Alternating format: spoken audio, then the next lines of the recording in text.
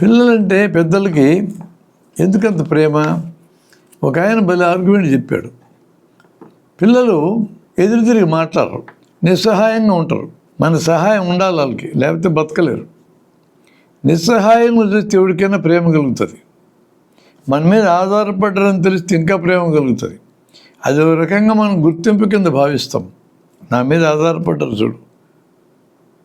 ఏదైనా దారి తెలియక మనం దారి అడిగినా కూడా స్పెషల్గా ఫీల్ అవుతాం.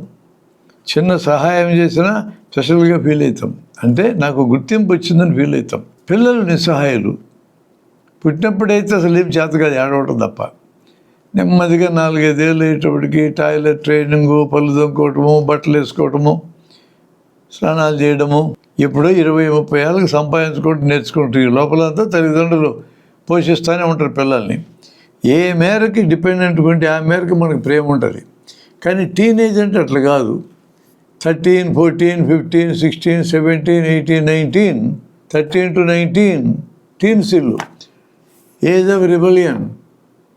ఏదైనా చెప్తే నువ్వు తెలుసులే తలకాయ ఎగరేయటం మొదలవుతుంది. అంటే ప్రశ్నించడం, ఎదురు చెప్పటం, చెప్తే వినకపోవడం, మన మీద ఆధారపడకపోవడం, ఇది మొదలవుతుంది ఆ వయసులో. అందుకని పాత తరం వాళ్ళకి టీనేజ్ పిల్లలతో ఎప్పుడు కాన్ఫ్లిక్ట్ ఉంటుంది. నచ్చదాలంటే మాటెనరీలని చెడిపోతుందండి ఈ తరం అని పెద్ద డైలాగ్ కొడతారు.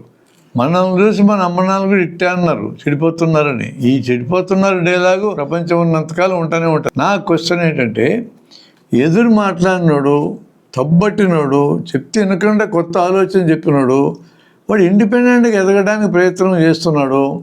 మన ఆలోచనలు తప్పు ఉందో వెతుక్కోమంటున్నాడు. మన ఆలోచనలు తప్పు ఉండే అవకాశం ఉంది. ఏనాటికైనా మన పిల్లలు ఇండిపెండెంట్గా మన అవసరం లేకుండా బతకాల్సిన వాళ్ళే, వీళ్ళు ఎదగాల్సిన వాళ్ళే. కాబట్టి ప్రశ్నిస్తే పిల్లలు, ఎదురు మాట్లాడితే పెంబేలెత్తాల్సిన అవసరం ఏంటి? అందులో న్యాయం ఉందనిపిస్తే ఒప్పుకో, అభినందించు. తప్పు అనిపిస్తే నీ అభిప్రాయం నువ్వు చెప్పి వదిలేసేవాడు. ఇంటడి ఎండా వాడు చూసుకోవాల్సిందే. ఖచ్చితంగా తప్పు చేస్తున్నాడని నీకు అర్థమవుతుంది. చేయని అనుభవించని లెసన్ తీసుకుంటూ ఆడే నేర్చుకుంటాడు అంతే. స్వయంగా అనుభవం నేర్చుకున్నంత బలమైన భాష కాదు. నేను చెప్తే ఎందుకు వినడానంటే, నువ్వు నీ రిప్లికాలు తయారు చేస్తున్నావు, నీ తలకాయ పని చేస్తుంది, ఆడి తలకాయ పని చేయటంలా. వాటి మొత్తాన్ని నీ తలకాయతో పని చేయించాలనుకుంటున్నావు. ఈ సమాజంలో పనికిరాదు, అభివృద్ధికి అసలు పనికిరాదు.